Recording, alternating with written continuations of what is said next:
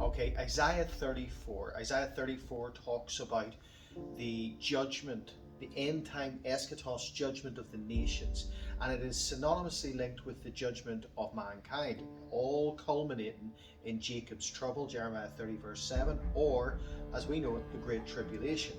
And as you see the point of that being marked, it is marked in verse 4 of Isaiah 34 with the symbology of the fig leaf, the same mark that we're given for the end time generation.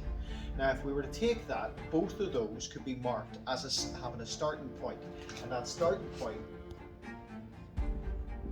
would be 1948. I believe God gives us signs, seasons, and times for us to be watchmen on the wall, for us to know where we're at. And if we look at certain things that happened around this time, in 1938, May 1938, there was an earthquake in Turkey that exposed the remains of Noah's Ark for the first time. And on May 14th, 1948, we saw the re-establishment of the nation of Israel, fulfilling the prophecy in Ezekiel 37, fulfilling the prophecies that we see in the Psalms, fulfilling the prophecies that we see in Jeremiah and Isaiah.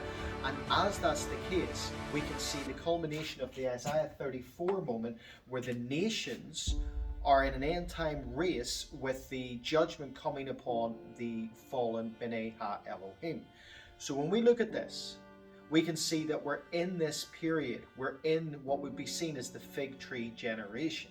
Also on top of that, something else, not just the establishment of Israel, not just the emergence of Noah's Ark, but we also see in 1948 and 1947, that era, the mark of, I guess, outer world activity. So we can hear, we've heard about Roswell, 1947, we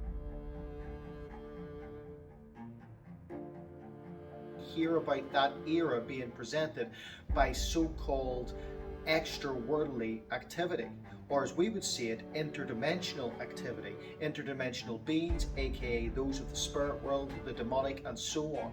And this goes into the connection between Isaiah 34 and the fig tree generation that we see and we are a part of.